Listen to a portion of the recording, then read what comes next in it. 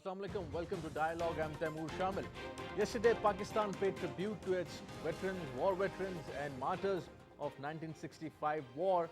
Pakistan stands united, and Pakistan is united against terrorism and extremism and to fight any enemy from any side.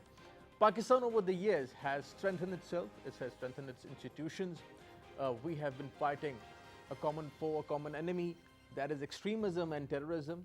And not just the military forces of Pakistan, the paramilitary forces of Pakistan, but also the people of Pakistan have been fighting this war against terrorism and extremism. Today we are going to discuss about three topics primarily. First, the Defense Day of Pakistan yesterday, in which Prime Minister Imran Khan talked about Pakistan's war, Army Chief talked about Pakistan's war. Second is Foreign Minister of China, Mr. Wang Yi, would be visiting Pakistan today. He will be on his official visit, 3 days official visit to Pakistan.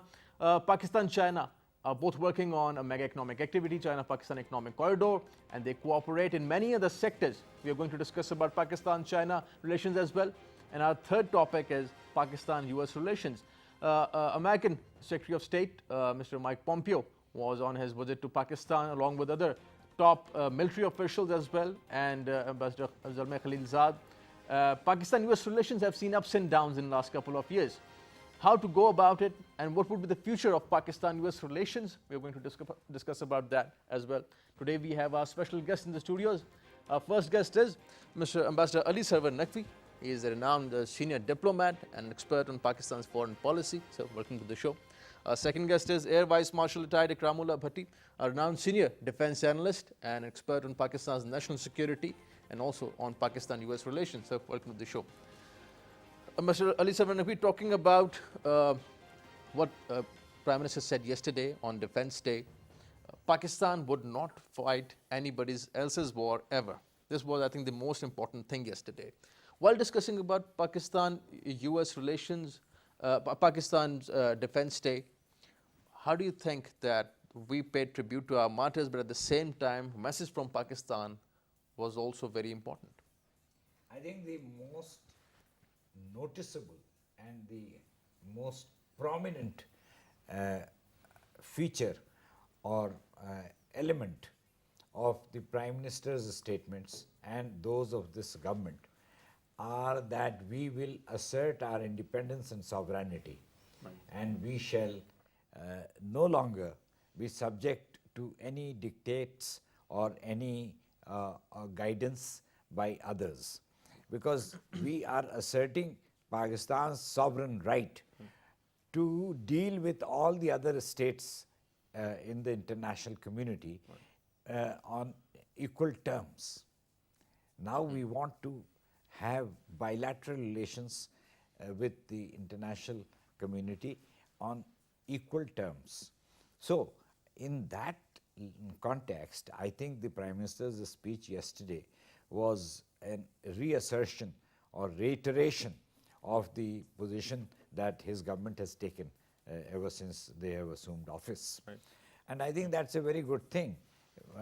As regards fighting another war, anybody else's war, that is a very, very valid point, because we cannot be guided or dictated to or led by others to undertake any kind of action, particularly military action.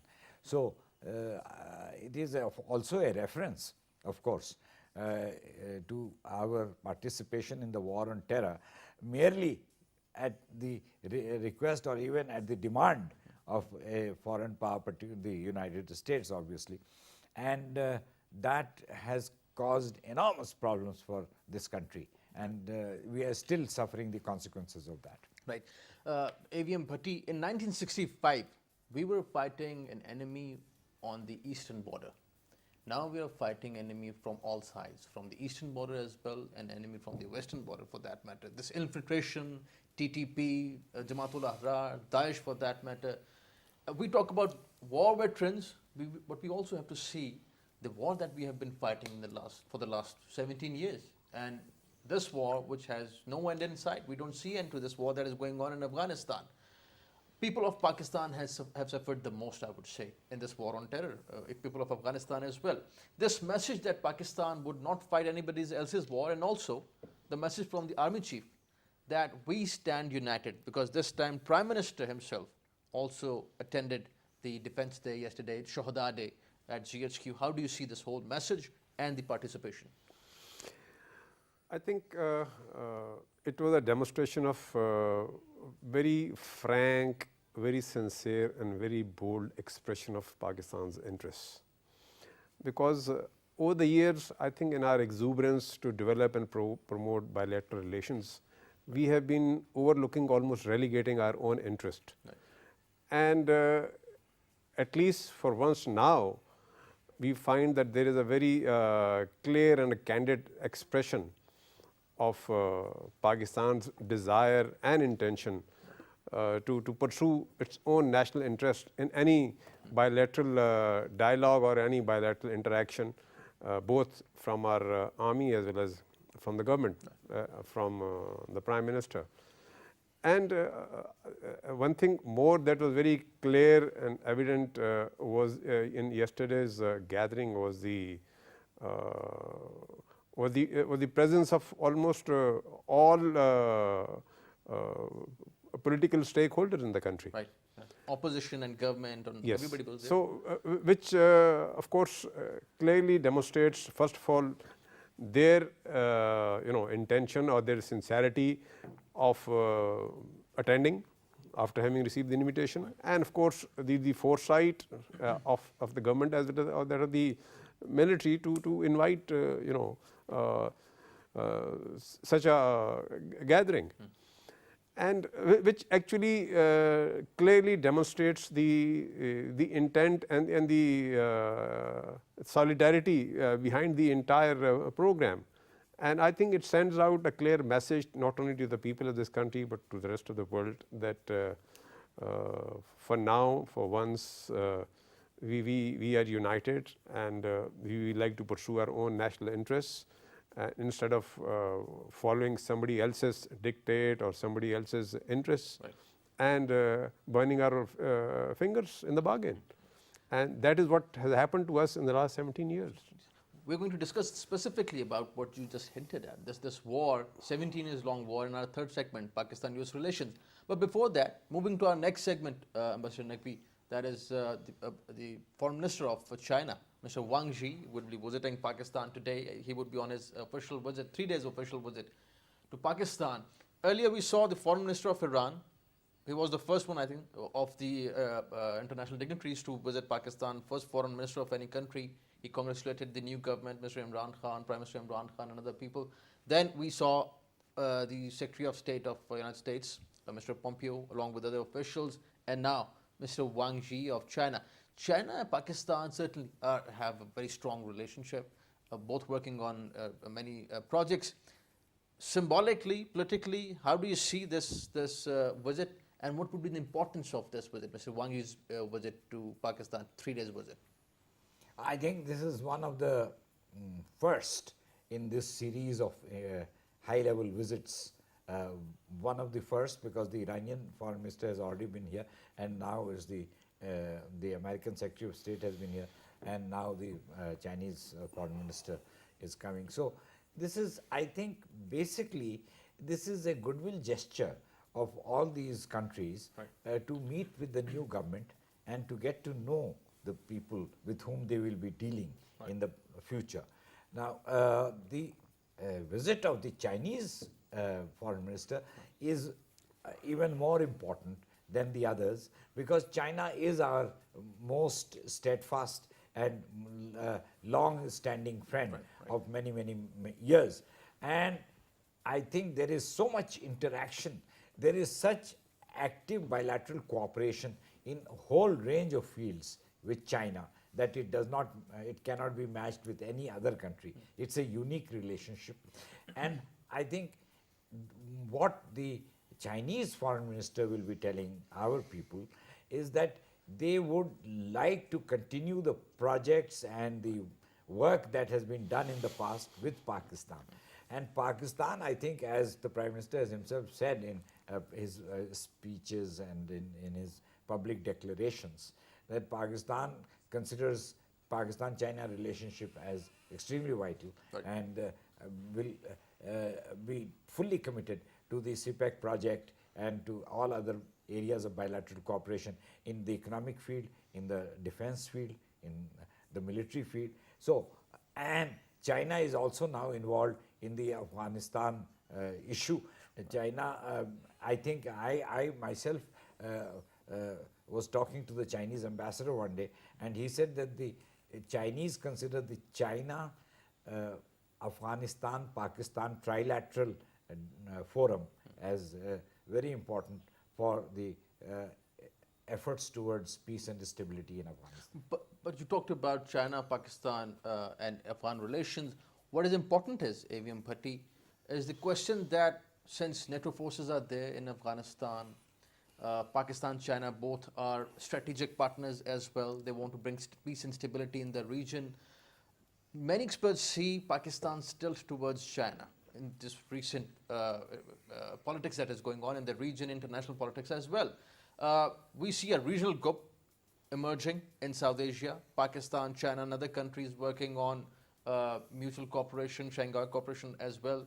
If Pakistan and China and Afghanistan, for that matter, they want to work on peace and stability in some issue, do you think that would be acceptable to the United States at the moment? How do you see Pakistan's relations with both countries, Pakistan and China?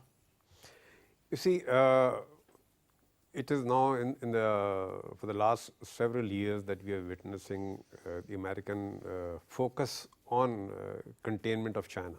Whereas we know that it was ever since the 1962 Indo-Chinese War, the Americans have been mindful of the rising power of China, and as it gained economic strength, it is becoming now more visible in American policies that they like to create their partners within the region to contain China right where it is. And that is why they like to befriend the Indians and at the cost of the Russians, and even at the cost of Pakistan. Whereas Pakistan is now in between, and while we have the CPEC, and of course the Americans are opposed to it, and we've already experienced that in the case of IMF funding that we were looking for, and the American objection to it. And similarly, the Americans have other interests, whereas they like to continue to stay in Afghanistan, and that is only possible if they have a legitimacy of their presence over there, and that can only happen if there is unrest. But unfortunately, for the last 17 years, despite their efforts, having spent almost over $1 trillion, having lost around 2,500 American personnel, they have not been able to achieve their objective.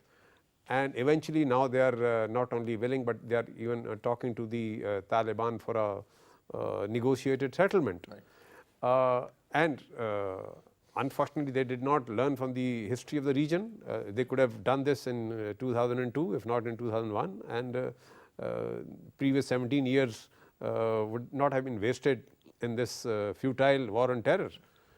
And unfortunately, the American might, their sole superpower status, their ego, and that came in the way, and they had to learn their lesson the hard way, the 17-year-long hard way. And while it is evident that now there is little commonality in the interests of the Americans and Pakistan, except for, of course, fighting the war on terror in Afghanistan, bringing peace in Afghanistan, and eventually having a settlement where the Americans can continue to have a foothold, provided the Taliban do agree to that, the signs of which are there. But of course, if it is to happen at the cost of China, that probably will not be acceptable to Pakistan. So Pakistan will have to tread a very careful path where it can maintain a balance between China and America, because the Americans continue to enjoy that sole superpower status today.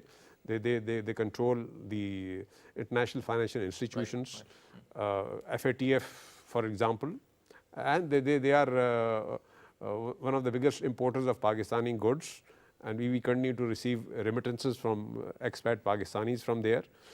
And because of and of course they're a source of military technology for us, weapons, and even education for our young students. So with all this in mind, Pakistan cannot afford to totally cut off its relation from America. But while the Americans' interests are different, we'll have to maintain a balance between the two and tread this very carefully. Mr. Ali, we're going to keep talking about Pakistan-China relations. We also have to see other countries, the way they go about having their relations with China, for that matter. India, interestingly, has a different approach towards China and United States. They have yesterday they signed a pact with the United States, in which they would be collaborating in defense matters and also in intelligence sharing as well. But at the same time, India is also the member of Shanghai Cooperation Organization. What are Pakistan and China looking for in the region, and do Pakistan and China want India to be on friendly terms and work for the betterment in the region? How do you see Pakistan-China relations with India?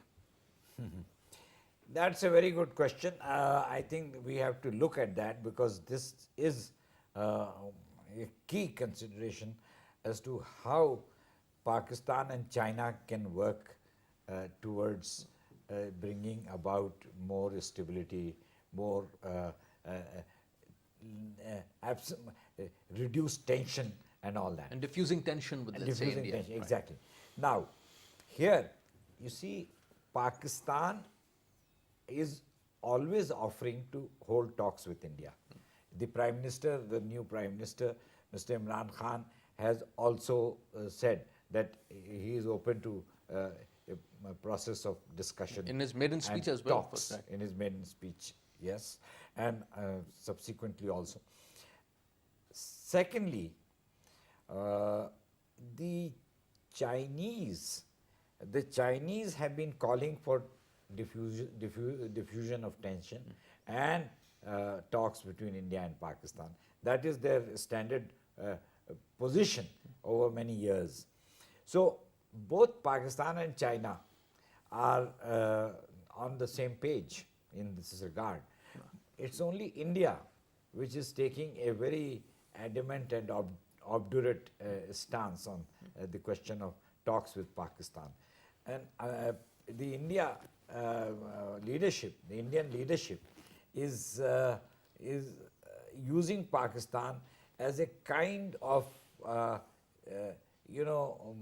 fall guy in the domestic politics, right, because they want to put the blame on Pakistan, say that it is only promoting terrorism and things like that, and they don't want to deal seriously with Pakistan, because they use Pakistan as a bogeyman, with which they want to garner domestic support in their constituencies.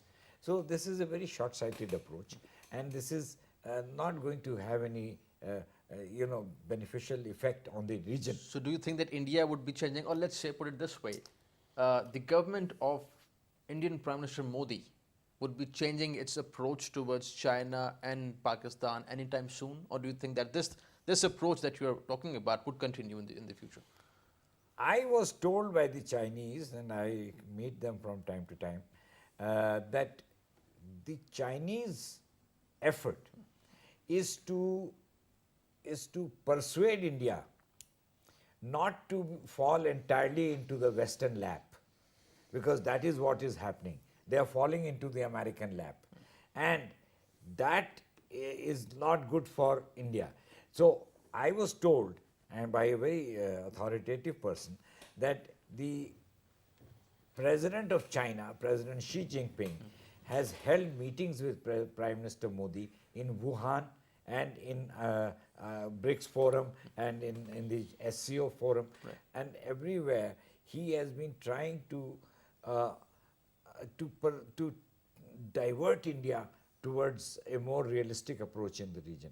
So I think that might take some time, but the Chinese effort is very meaningful and important, and hopefully that might produce some result.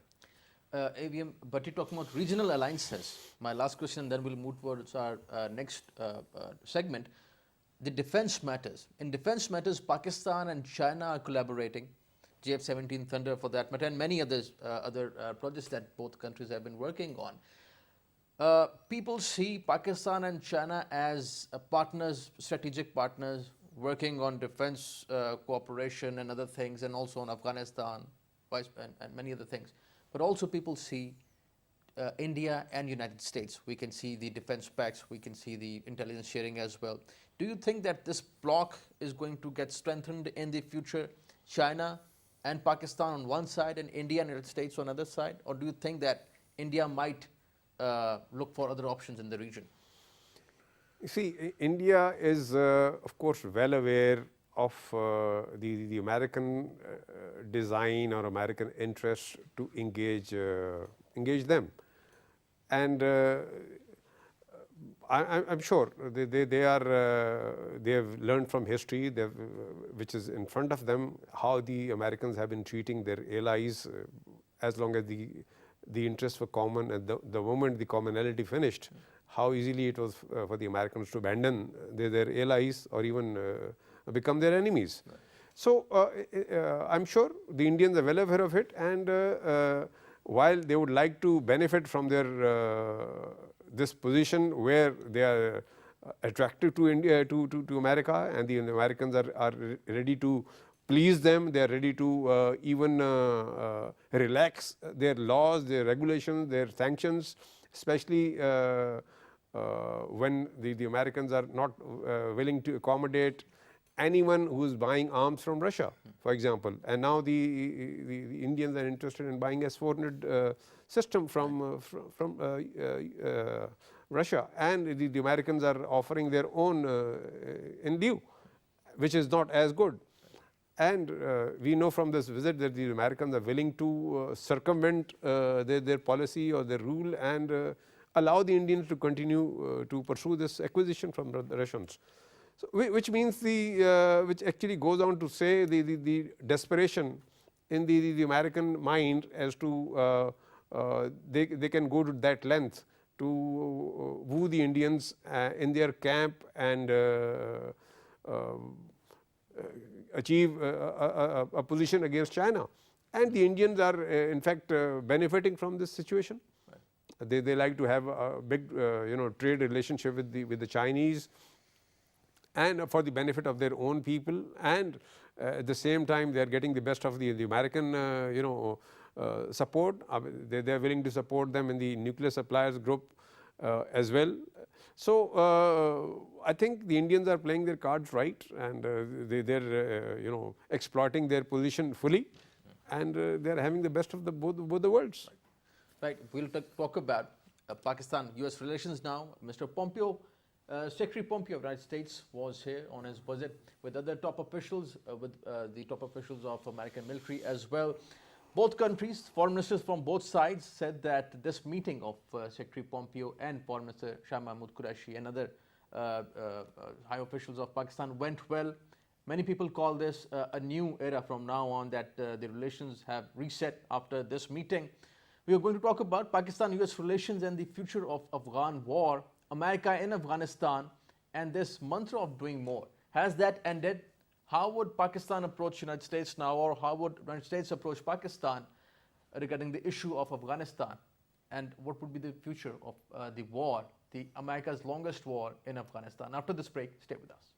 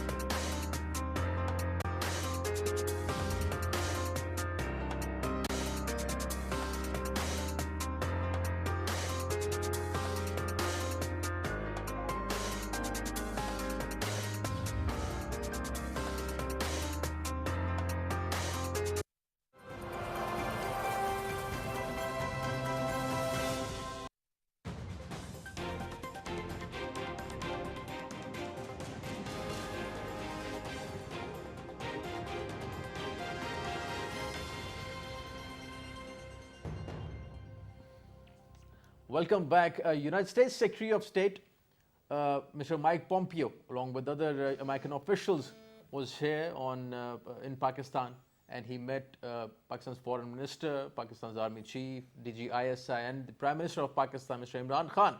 Both countries have been working together. They have been fighting a common foe, a common enemy. But for the last 17 years, Pakistan has been hearing about do more mantra, and also hearing a lot of allegations from the United States. The US media has also been criticizing Pakistan. The message from Pakistan has been very clear recently. 3 points most importantly. First of all, that Pakistan would not become a scapegoat in the region. This has been a clear message from Pakistani side. The second thing is that Pakistan would not fight anybody else's war on the Pakistani soil. And the third thing is that the strategy, the military strategy of the United States in Afghanistan is a failed strategy. Now, US is working on having a discussion with the Taliban on how to go about the issue in Afghanistan. They have approached Taliban directly, and according to the reports, US has also been asking Pakistan to do more in that area of talking with the Taliban. And Mr. Naqvi, talking about Pakistan-US relations in the wake of what is happening in Afghanistan, the longest war in Afghanistan, this visit of Mike Pompeo along with other officials, interestingly, Mr. Zalmay Khalilzad was also in that meeting. He is the new envoy. Mr. Zalmay Khalilzad has also been very, I would say, tough on Pakistan as well. He has been criticizing the Taliban as well. Do you see any change in the American strategy towards Afghanistan? How do you see Afghanistan and Pakistan-US relations? Well, in the first place, Afghanistan is the key issue between Pakistan and the United States. I mean, much of the unhappiness on both sides is due to the problem of Afghanistan.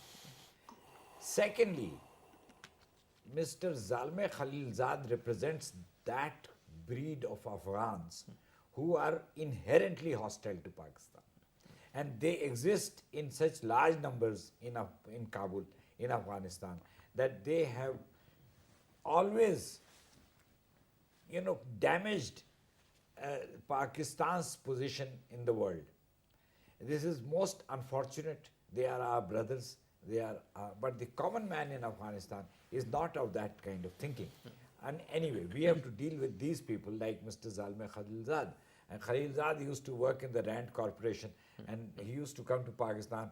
And when I was in the ministry, he would be sitting outside my office. I would receive him when I was free.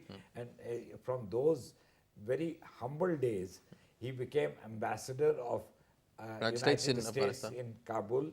And then he has worked in the US with the National Security Council, and now he is a special envoy for Afghanistan in the Trump team.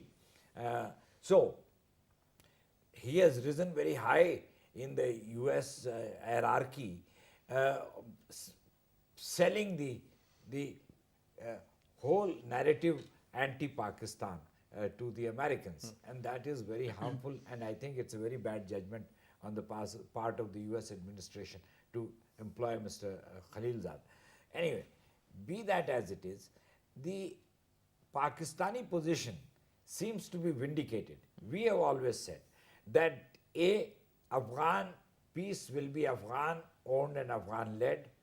B, Afghanistan must have talks rather than military operations. C, all the stakeholders in Afghanistan must participate in negotiations. Khalilzad is a man who believes in bolstering the present Afghan government, called the unity government, but actually it is the disunity government. And he believes in giving a hard time to the Taliban, using force against them. And this kind of approach, I think, is basically very, very, I think, ominous for the future, and that would continue to spoil Pakistan-US relations. Just a word about Pompeo.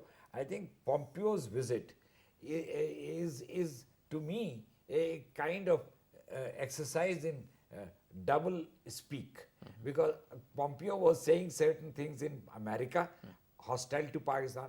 He has said good things here, and he has again gone to Delhi and again raised the terrorism issue.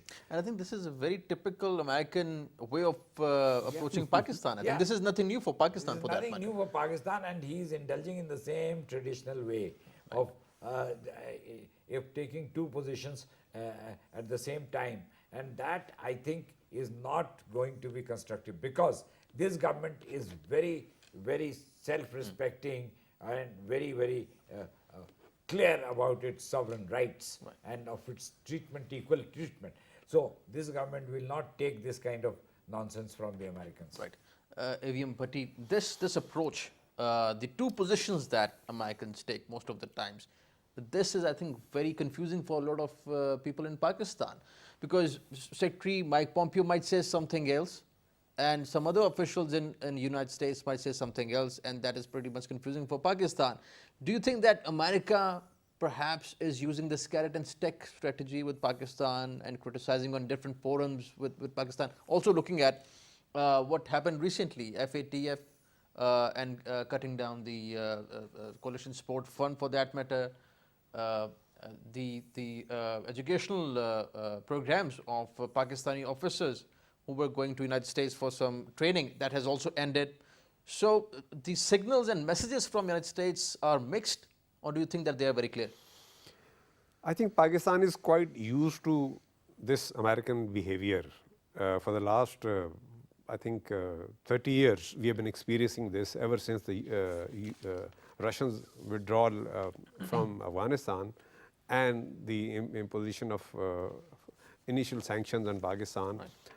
This international military education and training program with the US Pentagon runs for Pakistani military personnel was shut down even at that time. And then, of course, they restarted it. So, I mean, it is useful for them as well. They like to fraternize with our military and establish a relationship, understanding, and for joint working.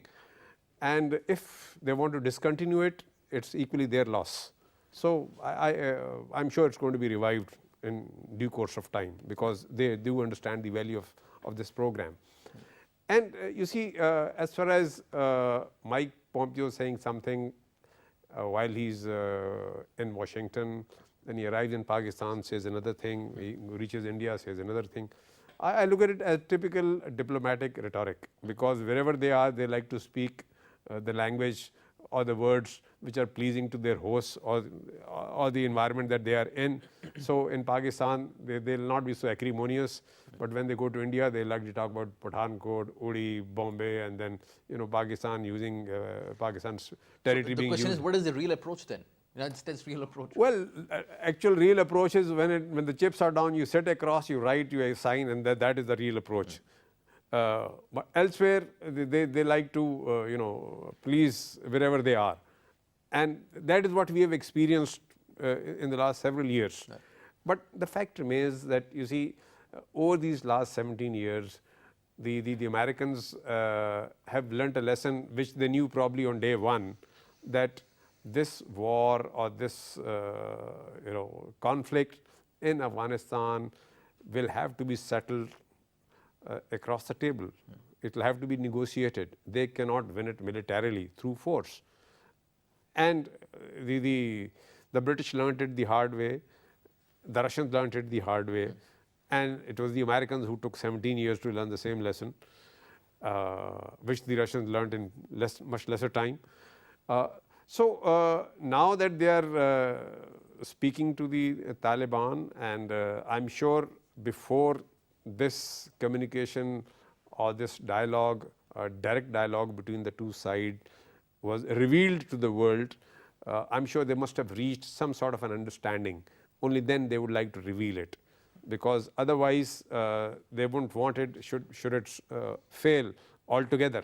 So I think the Taliban must be willing to give some concession to the Americans, and the Americans must be happy or contented with whatever the Taliban are offering. So I guess if the Americans have a mind to continue to maintain their foothold, some military presence in Afghanistan, it will have to be reduced in size, in firepower, in number of troops, and localized in a manner which is acceptable to the Taliban, wherein it doesn't interfere with their own scheme of things. So I guess and that Pakistan has played its role in making this happen, and Pakistan is currently remains relevant to bringing about peace in Afghanistan, because the land logistic route still runs through Pakistan, and the American presence is being maintained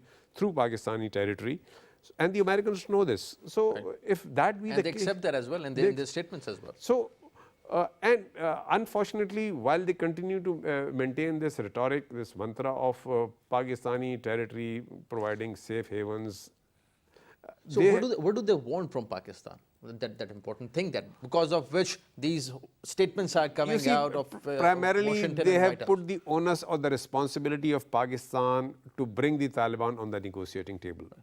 And Pakistan is saying that Pakistan can't. Well, that has happened. That has happened in the That has past. happened. Now that the Americans are talking directly to Taliban. So that has happened. So it is only now they have to come to some arrangement which is mutually agreeable and convert it into a settlement, so that there is eventually peace in Afghanistan. Right. So I think Pakistan has delivered on its from its side, and now if they continue to say that, and which of course they are not substantiating with any actionable intelligence for which Pakistan can be held responsible, that look, we provided you with this detail, this information, and you did nothing. Right. Well, that has not happened. So, and whereas they continue to maintain that we have safe havens here, where are they? While they continue to use drones over 400 times in Pakistan, they could have used if there was any safe haven. So these are the questions that Pakistan certainly has been asking their counterparts in the United States. This, diplomatically speaking, Mr. Naqvi, about the rhetoric that is used in Washington against Pakistan. That is, publicly they use strong rhetoric against Pakistan. Do you think that this blame game would help Washington to achieve its goals in Afghanistan, or let's say improve its relations with Pakistan? What do they want from Pakistan, and what do they want in Afghanistan? I think just as they have come around to thinking that the solution of Afghanistan is by negotiations, and that would require talking to the Taliban, they will come around eventually to realize that Pakistan is playing the role of a very honest broker in the Afghan crisis, and Pakistan would not like the Afghanistan situation to remain unstable, and they will deny it. They continue to harp on safe havens and Haqqani network and all that, but they know themselves. I think it is this general who has just retired, General Nicholson, who has said that we must stop fighting and we must look for a solution. In fact, it is because of what he said and the testimony he gave in the Senate that now the American approach is for negotiations. And General who served the longest in Afghanistan, Yes. by the way, General Nicholson. Nicholson. Right. And Nicholson, in his speech, also in his farewell speech, said that the Afghans must stop fighting, and the Afghans the Afghan government should stop killing the Taliban, and the Taliban should stop killing the Afghan government forces. So he has called for a peace process, a path which should lead to peace and not to fighting. So they will come round to realizing Pakistan's position as valid, and till that time we will have to just sit and maintain our position, not be swayed by what the Americans are telling us. Right. AVM Bhatti, many experts in Islamabad, they are of the view, and in the region as well, that bringing Taliban for the negotiations with Americans in the past has been a thankless job for Pakistan. When Pakistan tried to bring Americans and for that matter Kabul and the Taliban closer, Murray peace talks for that matter, we heard the news of Mullah Omar dead. Second time we saw Mullah Akhtar Mansoor targeted in Balochistan. That also was pretty, I would say, humiliating for Pakistan, certainly. So these things that have been happening in the past, because of this, Pakistan has also given a clear stance and message that Pakistan would not be doing more than what Pakistan can do. What is your take on this? Well, Shuzi, whenever negotiations have to happen between two warring sides, both have to be willing to negotiate, both have to be ready. Whereas the Americans wanted to have always been wanting to justify their presence in Afghanistan militarily by propping up this situation of terrorism and lawlessness and terrorist attacks, and of course absence of peace and tranquility in the country. Hence they convinced the rest of the world that it is imperative that the American forces or the NATO forces continue to remain in Afghanistan, and they were required to be there. But of course it was objectionable to the world, it was objectionable to the regional countries, and even it was becoming increasingly objectionable to their own public, because 2,500 people dead. So I think the Americans were not very sincere, or they were not ready as yet when the Murray talks happened and when Mullah Mansoor died. So they had to scuttle, I think, any serious effort which would have left them high and dry, that okay, there is peace at hand and now you pack your bags and go home. So now we find that another 2-3 years have elapsed, and the lesson that they were to learn, they have eventually learnt. The American public is not willing to continue to spend that kind of money and have their young boys killed in Afghanistan for a war which is not an American aim or in America's interest, at least American public's interest. So I think now the Americans have realized that this war ought to come to an end, and negotiations have to be taken up seriously. Gentlemen, thank you for joining us. Ambassador Ali Srawar Naqvi, pleasure having you on the show. Thank you for your time. AVM Ikram bHatti, thank you for joining us. Pleasure having you on the show. Pakistan stands for peace and stability, and as our experts said, that Pakistan wants peace and stability in Afghanistan, and the war must stop. United States and Pakistan both have been fighting a common enemy, a common foe, that is extremism and terrorism. They'll keep on fighting that. Pakistan has been targeting and eliminating terrorists inside Pakistan. But at the same time, we also expect that the terrorist organizations operating inside Afghanistan like TTP, Jamaat-ul Ahrar and Daesh, which is the new phenomenon in Afghanistan, must also stop. And the Afghan security forces and the NATO forces should also take action against those elements which are operating inside Afghanistan and targeting Pakistanis, the innocent Pakistanis. Thank you for watching today's program. See you next time. Khuda Hafiz.